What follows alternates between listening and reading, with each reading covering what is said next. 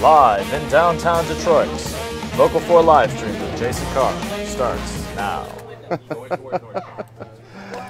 What in the name of Francesca Catanese is going on around these parts?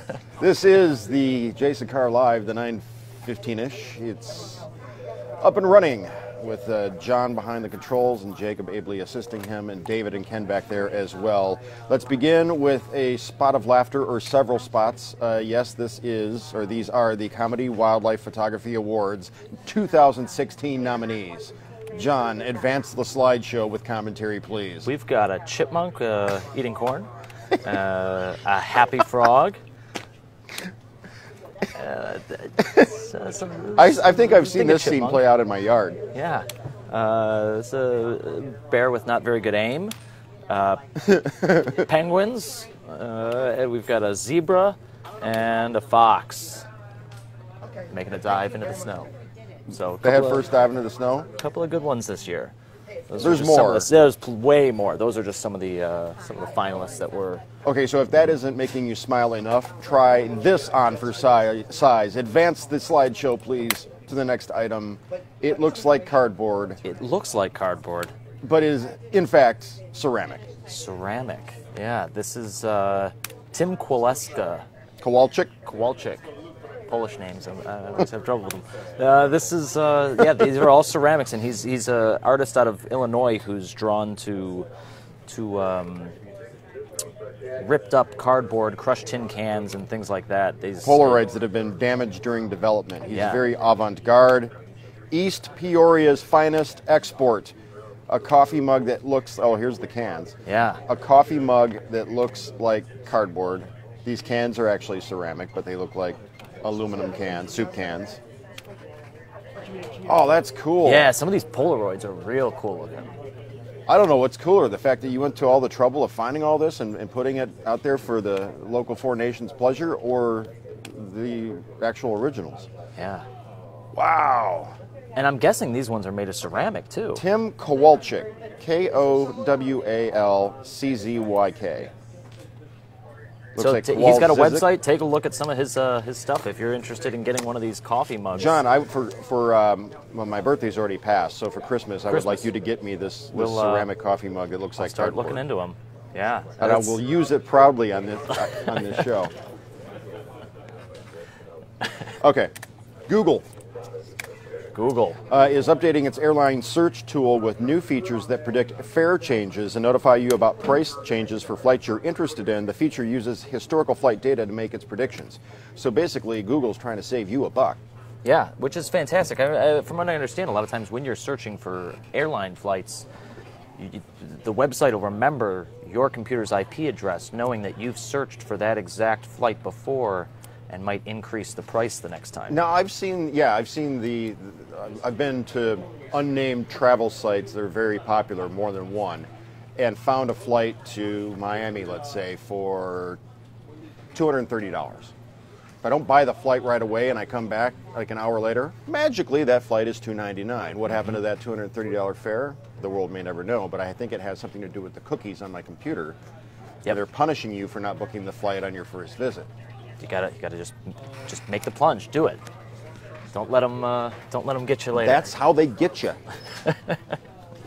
Chronos. What is Chronos, John? Chronos. This is a device that's trying to compete, not necessarily compete with the Apple smartwatch. Can we see it full screen? It's a little attachment that's going to stick to the back of any watch you want and use some of the features that a smartwatch would have. It's not going to have a screen.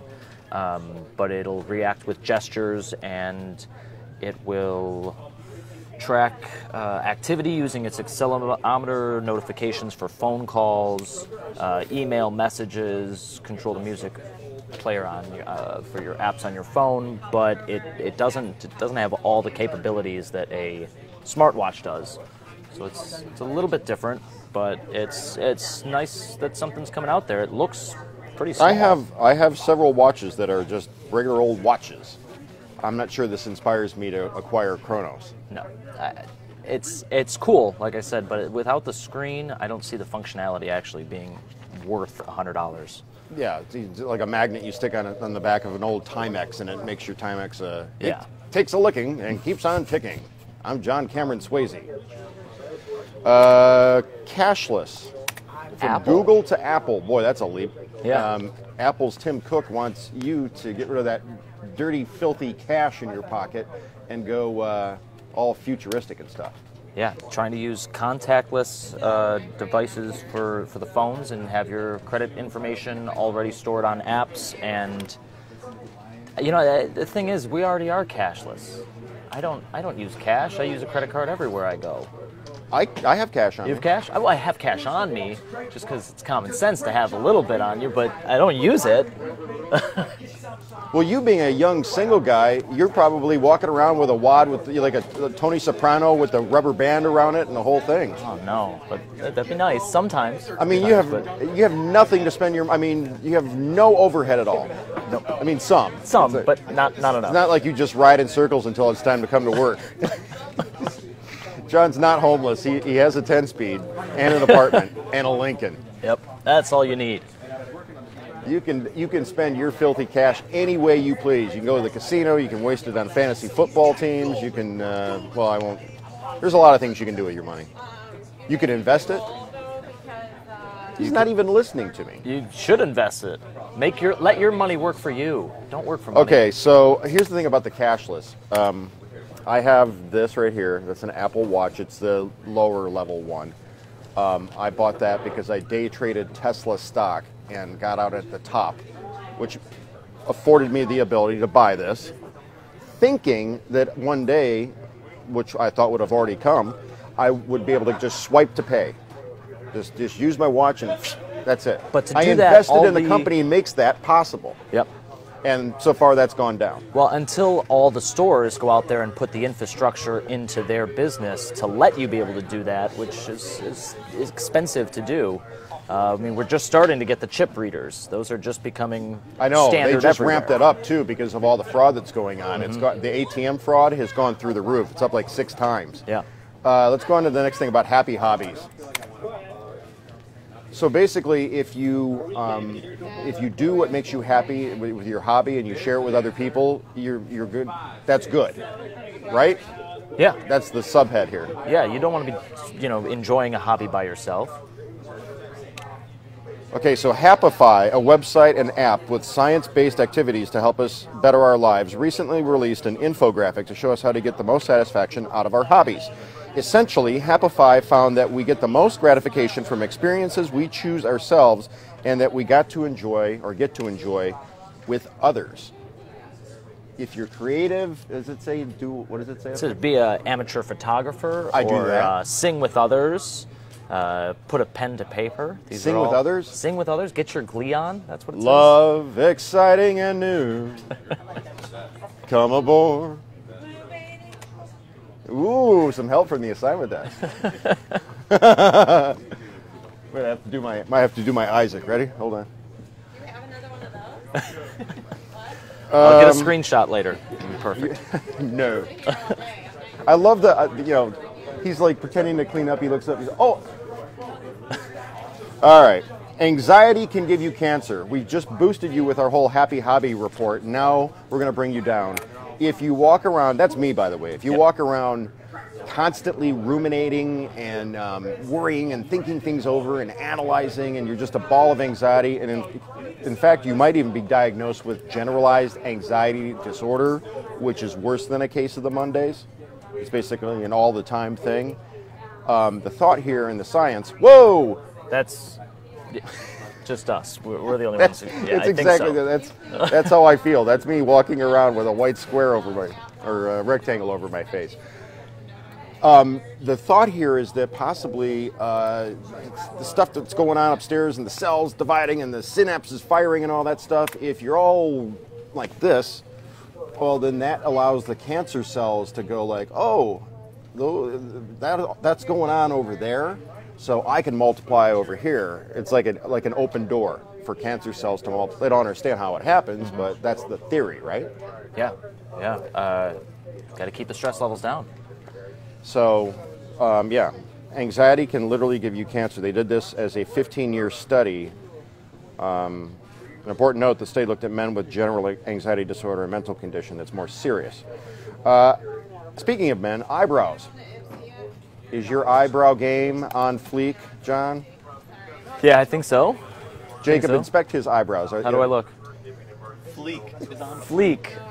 There you go. Has that word been recognized by Webster's? Two guys just looked at each other, and one of them turned to me and said, "Fleek, they're on fleek." That's the highlight of my week so far. I know it's only Tuesday, but good stuff.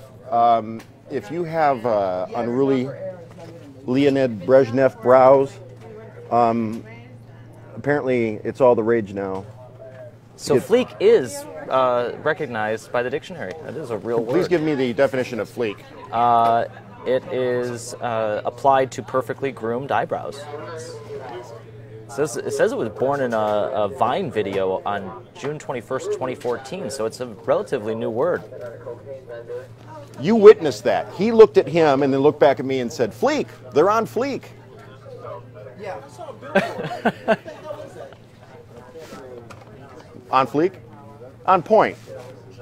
Your eyebrow game is strong. On point, I'm okay with that one. On fleek. Hockey dog. No, that's not hockey dog. That's, who was that? One of the brothers? Yeah, Is that Thor? Is that Thor tweezing his like brows? Well, There's something weird about seeing a guy who can lift a hammer, and only that guy. Also tweezing. taken care of in the mirror. Okay, here we go. Dateline, Nashville or Chicago. This is a Predators-Blackhawks game on Friday. One hockey reporter took a photo, and in the photo, Annie the service dog is... Clearly watching the game. The fascinating thing is, look what the advertisement, the advert, as the British right say. underneath him. Right underneath the dog is a square icon for pedigree dog food that happens to be the same color. Everything's the same color in that. I mean, you couldn't plan that any better. The dog's owner says the game was Annie's first and that she handled the noise and excitement like a champ. Service dogs are trained to handle all kinds of different circumstances with more than 17,000 yelling fans, loud music, and goal horns. Annie just took it all in stride. Pedigree should jump all over that. They should be funneling money to Service Dog, for the sponsorship, for the training. They should jump on that as a viral marketing thing. Speaking of viral, this is taking the Twitterverse by storm today. This billboard in Dearborn, I believe it's along I-94. It says, essentially, you're reading from right to left, not left to right. Donald Trump, he cannot read this, but he is afraid of it. An Arabic lettering. So that was put up by the same people who do the game Cards Against Humanity. So not surprising. They actually... Huge promotion where you could crowdfund to buy either a full deck of Clinton or Trump cards. Yep. He said fundraise. That's all right. So that's gaining steam out there on the interwebs. This billboard that one person says A+++ trolling Donald Trump via Billboard. The billboard cost the group $4,800 and will remain posted through November 8th or November 35th. If you channel Alec Baldwin as Donald Trump, November 35th. The billboard was purposely posted in Dearborn because of its high population of Arab Americans. And finally, just because John is obsessed with internet felines, we have this,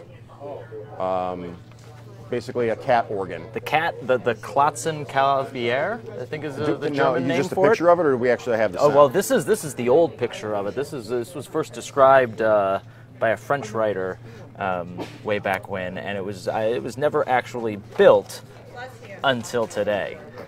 So we found a video of someone playing it in England. It's an electronic one. Obviously, they don't have the cats actually tied up. You have video for this? We have video. So okay, well, hang on a second. Can you pause that? Yeah. I forgot we have bowl of bacon. The bowl of bacon for today is what out of style fashion or hairstyle or whatever, like bell-bottom jeans or feathered hair, that sort of thing. What do you wish was still in style? What do you wish you could bring back? And please don't say grunge. No. Some of the bright neon colors from the 80s. I lived through that. Yeah. I didn't really have any No, night. wasn't that great? I had Coca-Cola rugby shirts. Do you know about those? No. You know what a rugby shirt is? Well, I know. Yeah. All right, look up Coca-Cola rugby shirts. It's like circa 1986. I had those. You see? Huh? Yeah. That's pretty great. I had parachute pants. Okay. Listen to me. Back in my day, I had parachute pants. Corey, what'd you have? I had Coca-Cola rugby shirts, parachute pants. I had a members only coat. I had a hat that matched my vest. I had a hat. That matched my pants. Okay. That matched my shirt. Oh, you were all matchy-matchy, in other words. All right, so Breakfast Club or Ferris Bueller? Which is the superior film? Bueller. Yes! Bueller. Mm-hmm. Bueller. And now, the cat organ. And the cat organ. Stay classy, Detroit. You deserve a high five.